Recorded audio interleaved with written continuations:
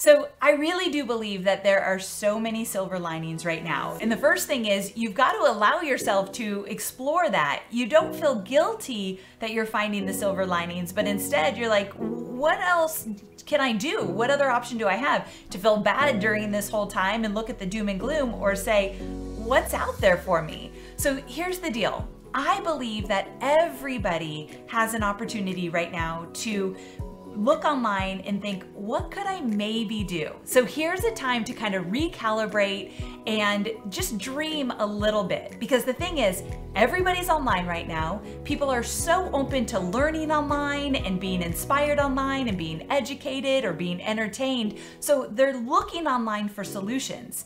And you might have that solution that they need. So the fact that Zoom is so easy to use and you could jump on Zoom and teach something that you know, you literally could be making money with the talents and expertise you already have. You just have to be willing to experiment. And the word I keep using is get scrappy right now. Just think, I could make some extra money right now. What could I do? What do I know? And allow yourself to experiment, get scrappy, make all the mistakes you want to make. Because the thing I'm noticing right now is nobody's looking for perfection. They could care less if your video's super professional. People just want you to show up right now. So there's so many different things that you could do right now to show up and help people. And whether that means that you help for free, which that's usually the first place you want to go, like, how can I help you? What do you need? And with that, it could be as simple as putting together a PDF or putting together a quick cheat sheet or a guide or something to help people with whatever it is they're struggling with based on what you know and your expertise. So I want to be really clear that we all have something in us. So the way you figure that out is, what's something people always ask you to do or always ask you questions about, or what's something that comes super natural to you that you're like, this is so silly, but people want to know how I do this? That's where you start. And what comes natural to you as well. So you could put together something for free. You can make a quick video, a quick audio, and just say, look, I've got this for you. But you could also package it in a way and people could pay you for it. So I just want to be clear, and some people don't totally agree with this way of thinking, but many entrepreneurs do, that this is a time that you don't have to give all the stuff away for free.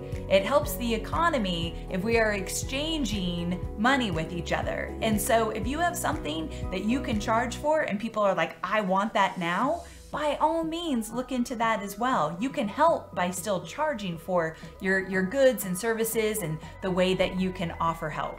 One of my favorite stories is my friend Stacy, and she has a dance studio, okay?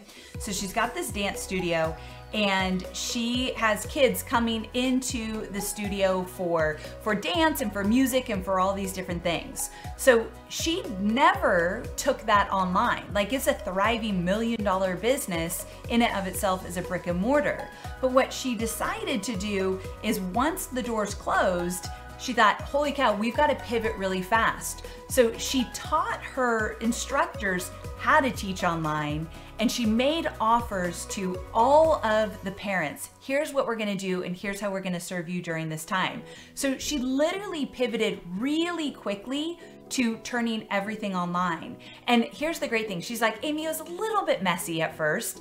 Things didn't really come together. The parents didn't understand how it would work, and we had to do a lot of instruction and hand-holding.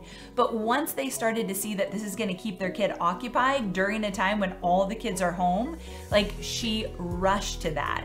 So I think that's one of the things that we've got to think. You can make these pivots. You can find new ways to teach, especially if you're just really open to saying, what can I do? What can I experiment with? Actually, I can't think of a better time to do this, and I'm gonna give you 2 reasons. Number one, as somebody who might be thinking about starting a business, you do have more time than you ever have. Now, I understand if you're home with 2 toddlers, you might be like, Amy, speak for yourself. But the one thing that's different is we are not traveling, we are not commuting, and definitely our lives have slowed down. I think everyone can agree life is different right now. So if you can find a pocket of time in order to say, this is where I'm gonna focus on starting a side gig, a little side hustle that might turn into a bigger thing, find those little pockets of time, because this is the time to do it. So on the flip side, people are spending more time online. They have challenges still. They're looking for solutions. You could be that solution. And like I said earlier, people are more open to learning online today, this minute, than they were even a month ago. So there couldn't be a better time for e-learning. It's only on the rise and it's getting more popular by the minute. So if you're gonna start a business, and think about it this way, let's say you started a side hustle right now and you got things going. It's a pretty good story to say during a pandemic is when this business started. I mean, if you can do that, you can do anything.